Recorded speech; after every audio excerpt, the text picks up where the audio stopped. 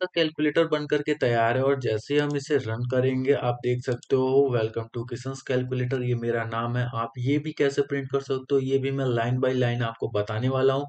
सबसे पहले हम अपना कैलकुलेटर चेक करके देखते हैं ये सही से वर्क कर रहा है या फिर नहीं।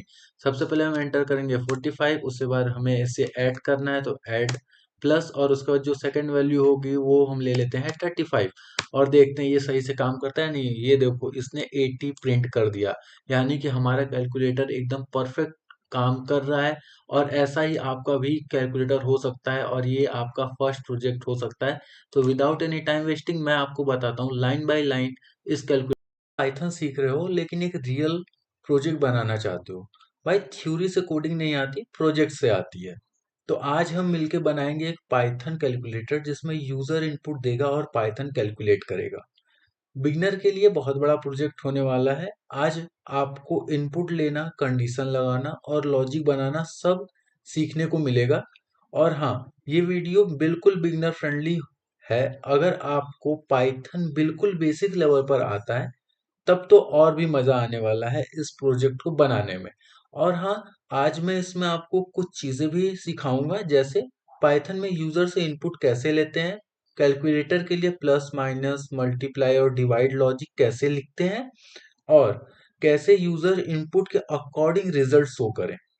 ये तीनों चीजें मैं आपको इस वीडियो में बताने वाला हूँ और एक बोनस टिप भी बताऊंगा कि हम ये भी देखेंगे कि डिवाइड बाय जीरो जैसे एरर को कैसे हैंडल करते हैं। ठीक है, तो विदाउट एनी टाइम वेस्टिंग हम सीधे चलते हैं अपने VS कोड एडिटर के पास, जहां पर मैंने पहले से ये कोड लिख करके रखा है। लेकिन इसको मैं समझाने की जगह आपको बिल्कुल एक नया कोड बना करके दिखाऊंगा और जो आपको काफी अच्छे से समझ में भी आने वाला है। और इसका इंट्रो तो आपने स्टार्टिंग में देख ही लिया होगा कि ये कैसे काम करता है। बिल्कुल कमेंट टू कमेंट भी मैं आपको बताऊंगा कि ये चीजें कैसे वर्क करती हैं और कौन सा कोड किस लिए है। ठीक है, तो विदाउट एनी टाइम वेस्टिंग हम चलते हैं सीधे अपने कोड की तरफ। आपको अपने माउस का राइट बटन क्लिक करना है, उसके बाद शो मोर पर क्लिक करना है और ओपन विथ कोड कर लेना है। वो डेस्कटॉप पे सेव रहेगा। उसके बाद हमें यहाँ पर क्लिक करना है और न्यू फाइल लेनी है और यहाँ पर हमें लिखना है कैलकुलेटर। ठीक है, calculator underscore 1.py। Without Python extension के आप VS कोड में कुछ भी नहीं बना पाएंगे। अगर आपको ये ज़्यादा बड़ा लगता है तो फिर आप इसे बिल्कुल छोटा कर सकते हो और इस चीज़ को थोड़ा सा और बड़ा कर लो। ठीक है, तो सबसे पहले देखो हम जो सीखने वाले हैं वो सबसे पहले हम एक बनाने वाले हैं अपना कैलकुलेटर। ठीक है, तो हम यहाँ पर लिख लेते हैं कैलकुलेटर।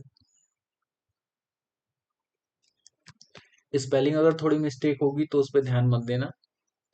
ठीक है, सबसे पहले हम यहाँ पर लिखने वाले हैं, जैसे मैंने आपको बताया था ना, मेरे वाले जो कैलकुलेटर मैंने बनाया था उसमें आपको दिखा होगा कि वेलकम किशन कैलकुलेटर। तो उसको उसको लिखने के लिए कैसे लिखना पड़ता है, तो सबसे पहले हम एक प्रिंट फंक्शन देंगे। ठीक है, प्रिंट, उसका पैरेंथेसिस और ब्रैकेट लगाएंगे। यहाँ पर हम लिखेंगे वेलकम टू माय कैलकुलेटर। यहाँ पर आप अपना नाम लिख सकते हो, कैलकुलेटर। ठीक है, अब हम यहाँ पर एंटर करते हैं। अगर आप इससे मतलब रन करके देखोगे तो देखो यहाँ पर लिखा है वेलकम टू माय कैलकुलेटर। ठीक है, ठीक है, तो मतलब हमारा ये जो पीस ऑफ कोड है ये सही से काम कर रहा है। इसके बाद हम इनपुट लेना सीखेंगे। ठीक है, कि हम यूजर से इनपुट कैसे लेंगे। उसके बाद हम फिर से लिखते हैं taking input. Okay, taking input. सबसे पहले हम नंबर 1 लेंगे, तो num1 equals to int input. Integer के फॉर्म में होगा हमारा जो भी इनपुट होगा, उसके बाद एक पैरेंथेसिस, उसके बाद इनपुट फंक्शन, इनपुट और फिर पैरेंथेसिस। और यहाँ पर हम लिखेंगे इंटर द नंबर। जो भी नंबर यूजर से आप प्रिंट कराना चाहते हो वो नंबर हम यहाँ पर लिखेंगे। उसके बाद हम देंगे ऑपरेटर। आप क्या परफॉर्म कराना चाहते हो तो उसके लिए भी इनपुट फंक्शन। देखो अगर आपको यूजर से इनपुट लेना है तो फिर आपको हमेशा इनपुट देना पड़ेगा। ठीक है, यहाँ पर हम लिख लेते हैं enter the operator. Enter the, यहाँ पर याद रखना आप डबल ब्रैकेट में या फिर पैरेंथेसिस के अंदर में जो ब्रैकेट लगा होगा उस पे जो भी लिखोगे आपको वही चीजें शो होंगी जब आपका जो कोड है वो रन करेगा। ठीक है, तो अपने हिसाब से आप यहाँ पर मैसेजेस जो भी टाइप करना चाहते हो वो कर सकते हो। Enter the operator. ठीक है, ऑपरेटर। ऑपरेटर में क्या क्या ऑपरेटर जाना चाहिए, जैसे सबसे पहले जाएगा हमारा प्लस। ठीक है, उसके बाद जाएगा हमारा माइनस, सॉरी माइनस, उसके बाद मल्टीप्लाई, और हमारा जो लास्ट ऑपरेटर जाएगा वो जाएगा डिवाइड बाय। उसके बाद ये भी हमारा पीस ऑफ कोड हो गया। उसके बाद हम num2, क्योंकि दो ऑपरेटर के बीच में ही जो हमारा कैलकुलेटर है वो यूज करेगा, यानी कि दो नंबर्स के बीच में ही। उसके बाद यहाँ पर भी हम सेम ऊपर वाला ही जो कोड है उसको लेंगे, int input,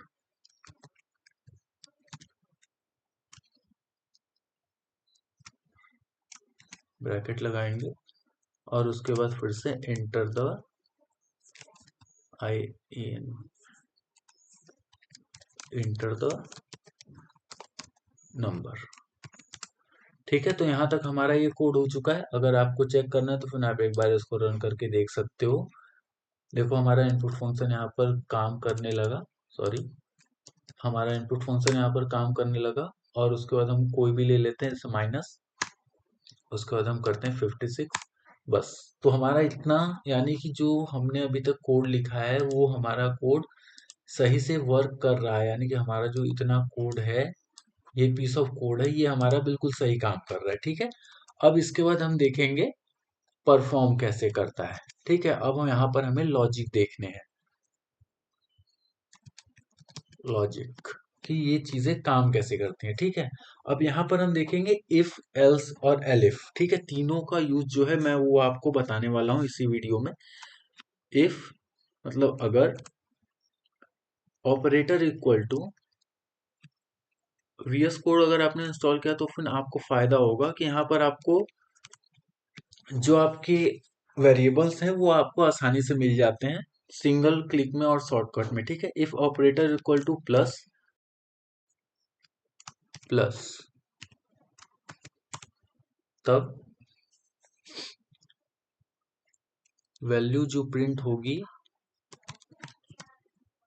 value equals to num1 plus num1 plus num2। ठीक है, अगर आप देखना चाहते हो कि इतना हमारा कोड जो है वो सही से वर्क कर रहा है फिर नहीं, तो फिर आप यहाँ पर प्रिंट फंक्शन का यूज कर सकते हो, प्रिंट वैल्यू। ठीक है, और हम इतना देखने वाले हैं कि ये हमारा सही से रन कर रहा है या फिर नहीं कर रहा है। ठीक है, सबसे पहले हम एक इनपुट लेते हैं, उसके बाद हमें प्लस करना है, फिर एंटर करते हैं, फिर दूसरा इनपुट लेते हैं, और देखो हमारा जो प्लस का ऑपरेटर है वो सही से काम कर रहा है, यानी कि हमारा 79, 34 प्लस 45 इक्वल्स टू 79। मतलब हमारा जो इतना पीस ऑफ कोड है ये बिल्कुल सही काम कर रहा है। ठीक है, तो अभी के लिए हम ये प्रिंट फंक्शन यहाँ से हटा देते हैं और मैं आपको बताने लगा कि बाकी चीज़ें हम कैसे करेंगे। ठीक है, सबसे पहले हमें इस कोड को कॉपी करना है, क्योंकि जो भी हमारे कोड होंगे वो इसी पे बेस होंगे, तो हमें बहुत ही छोटी छोटी चीज़ें बस चेंज करनी पड़ेंगी। जैसे कंट्रोल प्लस वी करते हैं, उसके बाद एंटर करते हैं, बैक स्पेस करते हैं, फिर कंट्रोल प्लस वी करते हैं, हमारा 1 2 3। उसके बाद हमें जो लास्ट वाला जो हमारा कोड है उसमें हमें हल्का सा चेंज करना पड़ेगा। ये हमारा हो गया माइनस के लिए, वेट अ सेकंड, ये हो गया हमारा माइनस के लिए। ठीक है, और ये हो गया हमारा इनटू के लिए। ठीक है, आई होप आप लोगों को सारी चीजें समझ में आ रही होंगी कि मैं कैसे क्या कर रहा हूँ। ओके, ये यहाँ पर नहीं होगा, अब ये सही है। ठीक है, तो हमारे ये तीन कोड हो चुके हैं, ये हो गया हमारा प्लस के लिए, ये हो गया हमारा माइनस के लिए। वेट अ सेकंड, यहाँ पर भी हमें माइनस का सिंबल देना पड़ेगा। ओके, ये हो गया प्लस, ये हो गया माइनस, और ये हो गया हमारा इनटू के लिए। ठीक है, अब एक तो हम यहाँ पर भी इसको एलिफ कर देंगे। ठीक है, एलिफ। ठीक है, ये हमारा इफ, एलिफ, एलिफ, और उसके बाद एक और एलिफ देंगे हम, elif operator equals to divide. Okay, लेकिन यहाँ पर एक जो हमने बात करी थी जीरो डिवीजन एरर के लिए, तो हम पहले उसको परफॉर्म करेंगे। यहाँ पर नहीं लिखेंगे, हम लिखते हैं यहाँ पर ही zero division error.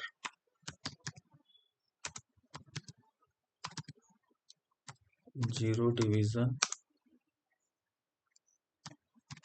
Error, zero division error अब हम हैंडल करेंगे। हम एलिफ में ही एक और इफ स्टेटमेंट देंगे, if num2 not equals to zero, not equals to zero, तब एक मिनट गलत हो गया, नॉट इक्वल्स टू जीरो, अगर हमारा जो num2 होगा अगर वो जीरो नहीं होगा तब क्या होगा, चीज आपको दिखा देता हूँ। अगर हम 8 को डिवाइड करते हैं जीरो से, तो देखो can not divide by zero, ये एक जीरो डिवीजन एरर होता है, क्योंकि कोई भी नंबर होता है वो जीरो से डिवाइड नहीं होता है, क्योंकि अगर हम किसी भी नंबर को जीरो से डिवाइड करते हैं तो उसकी वैल्यू इनफाइनाइट आती है। आप इस चीज को अपने फोन में भी चेक कर सकते हो, ये मैंने आपको प्रैक्टिकल करके दिखा दिया। ठीक है, अगर यहाँ पर num2 not equal to zero होगा तब वैल्यू जो आएगी हमारी, value equals to num1 divide by num2। ठीक है, तब हमारा num1 num divide by num2 हो जाएगा। और अगर ऐसा नहीं हुआ तो फिर एल्स होगा, वैल्यू हमारी आएगी, value equal to can't divide by zero. मैंने आप ओके तो हमारा अभी भी एक कोड बचा हुआ है, एल्स जो हमारी वैल्यू है वो आएगी इनवैलिड ऑपरेटर, इनवैलिड ऑपरेटर। ठीक है, अब हमारा ये जो पूरा कोड है वो बन करके तैयार है और अब हम इसे रन करने के लिए बिल्कुल रेडी है। ठीक है, 45 प्लस 65 इक्वल्स टू 110। ठीक है, ये हमारा एक बार सही चला, उसके बाद हम इसे बारी बारी हर एक के लिए चेक करेंगे। 45 माइनस 34, ये हमारा अभी भी सही सही काम कर रहा है, बहुत अच्छी बात है। अब हम इसे करेंगे 45 इंटर इंटू इंटर और 5 से मल्टीप्लाई करेंगे 225, ये भी हमारा सही काम कर रहा है। अब इसके बाद हम आएंगे डिवाइड पर। ठीक है, 45 इंटर डिवाइड इंटर 5। ओके, तो ये हमारा अभी भी एरर शो कर रहा है, और ये क्यों कर रहा है इसे हम अभी देखने वाले हैं। ठीक है, ओके गाइस, तो हमारा कोड जो गलत था वो यहाँ पर था। यहाँ पर हमें ऑपरेटर की जगह पे num2 रखना है, ऑपरेटर की जगह num2 होगा, यही हल्की सी मिस्टेक हो रही थी हमसे। ओके, अब हमारा जो डिवीजन जीरो डिवीजन हैंडलिंग का कोड है वो भी पूरी तरह से तैयार है। मैं आपको एक बार दिखा देता हूँ। 45 डिवाइड बाई जीरो, आप देख सकते हो कांट डिवाइड बाई जीरो। ठीक है, तो ये कुछ ऐसे काम करता है। ठीक है गाइस, आई होप आप लोगों को ये पूरा कोर्स समझ में आया होगा। अगर नहीं आया तो फिर मैं आपको एक बार फिर से स्टार्टिंग से समझा दे रहा हूँ। सबसे पहले ये जो हमारा प्रिंट है, वेलकम टू माय कैलकुलेटर, यहाँ पर आप अपना कुछ भी डाल सकते हो, आपका जो भी मन करे वो आप यहाँ पर डाल सकते हो, मतलब एक एज अ वेलकम फंक्शन की तरह। उसके बाद हम इनपुट लेंगे, यूजर से पहला इनपुट लेंगे। उसके बाद हम एक ऑपरेटर डिसाइड करेंगे, प्लस माइनस इंटू डिवाइड, कि ऑपरेटर को या फिर जो यूजर है उसे क्या करना है। फिर उसके बाद हम लेंगे सेकंड नंबर, ठीक है, जिसका हमने num2 वेरिएबल में स्टोर कर रखा है।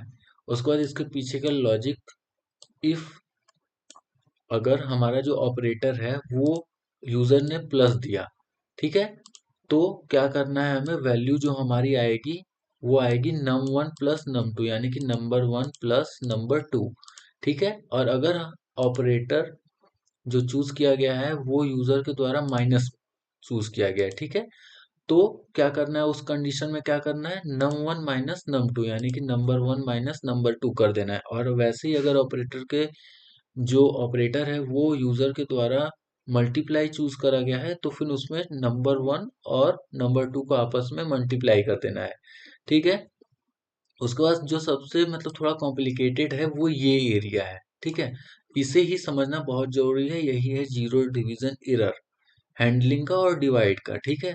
इसमें क्या है कि अगर यूजर ने जो पहला नंबर है वो कुछ भी ले लिया, अगर दूसरा नंबर उसने जीरो लिया, तो फिर मैंने आपको प्रैक्टिकल करके दिखाया था कि जीरो से आप किसी भी नंबर को डिवाइड करते हो तो वो नंबर डिविजिबल नहीं होता है, ठीक है, क्योंकि अगर आप किसी भी नंबर को जीरो से डिवाइड करते हो तो वो इनफाइनाइट शो करता है। तो इसीलिए यहाँ पर भी हमें इसको ध्यान में रख के चलना पड़ेगा। तो अगर num two not equals to zero, अगर हमारा जो नम टू है वो जीरो के बराबर नहीं हुआ, तो वैल्यू क्या देनी है हमें, num1 डिवाइड बाई num2।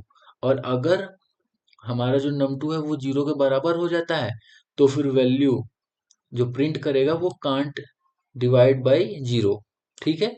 और उसके बाद अगर यूजर ने ऑपरेटर की जगह पे अगर कुछ भी अंडरस्टैंड या फिर कुछ भी दूसरी चीजें अगर टाइप कर दी, तो उस जगह पर ये हमारा जो कोड है वो लास्ट में इनवैलिड ऑपरेटर शो करेगा। एक बार मैं आपको ये भी करके दिखा देता हूँ। 45 एंटर। अब हमें यहाँ पे ऑपरेटर चूज करना है और मैं दे देता हूँ यहाँ पर एल, ठीक है। तो देखते हैं क्या होता है, 67।